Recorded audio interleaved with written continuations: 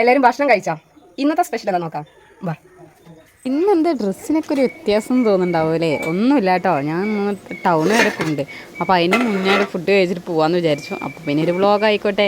അപ്പോൾ നമ്മൾ അടിപൊളി റേഷനരി ചോറും അതുപോലെ തന്നെ രാവിലെ തന്നെ ഞാൻ കുറച്ച് കടലക്കറി വെച്ചിട്ടുണ്ടായിരുന്നു കേട്ടോ. അപ്പോൾ ഞാൻ തേങ്ങ അരയ്ക്കാതെയാണ് വെച്ചിരിക്കുന്നത്. എനിക്കിങ്ങനെ തേങ്ങ അരയ്ക്കാതെ ഈ രീതിയിൽ കടലക്കറി വെക്കുന്നതാണ് കേട്ടോ എനിക്ക് കൂടുതലിഷ്ടം.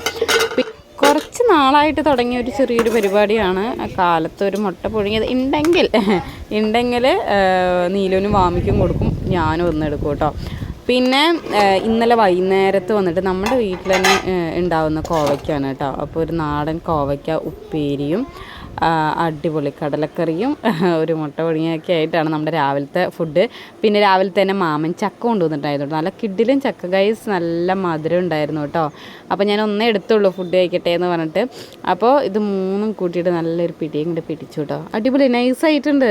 പിന്നെ ഗൈസ് നിങ്ങൾ നോട്ടീസ് ചെയ്തോ, ഞാൻ കമ്മൽ ചേഞ്ച് ചെയ്തു ഗൈസ്. എൻ്റെ പഴയ ആ മോഡൽ കമ്മൽ ഒരുപാട് പേർക്ക് ഇഷ്ടമാണ് കേട്ടോ.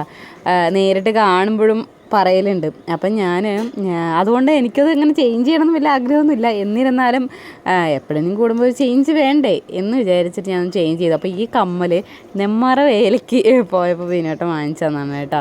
അപ്പോൾ എനിക്കിങ്ങനത്തെ കമ്മലൊക്കെ ഇടാൻ ഭയങ്കര ഇഷ്ടമാണ് കേട്ടോ. കൂടുതലും ഇങ്ങനത്തെ ഫാൻസി ഐറ്റംസ് ഇടാനാണ് താല്പര്യം. പിന്നെ ഗോൾഡ് അങ്ങനെ വാങ്ങിച്ചിട്ടപ്പോൾ പിന്നെ നമ്മളത് പുറത്തേക്കൊന്നും പോകണില്ലല്ലോ. പിന്നെ എന്താ ചേഞ്ച് ചെയ്യണേന്ന് പറഞ്ഞിട്ട് ചേഞ്ച് ചെയ്യാതിരിക്കുന്നതാണ്. അപ്പോൾ എങ്ങനെയുണ്ട് എൻ്റെ ഈ ഒരു കോസ്റ്റ്യൂമില്ലേ? എത്ര വർഷമായതാണെന്നറിയോ? എൻ്റെ കല്യാണം കഴിഞ്ഞ സമയത്തുള്ളൊരു ഡ്രസ്സാട്ടോ, വിനോട്ടിന് എടുത്തു തന്നതാണ്. അപ്പോൾ ഇന്നും അതുണ്ട്. അപ്പോൾ ഞാനിത് എടുക്കുമ്പോഴൊക്കെ ആലോചിക്കും എത്ര വർഷമായില്ലേ.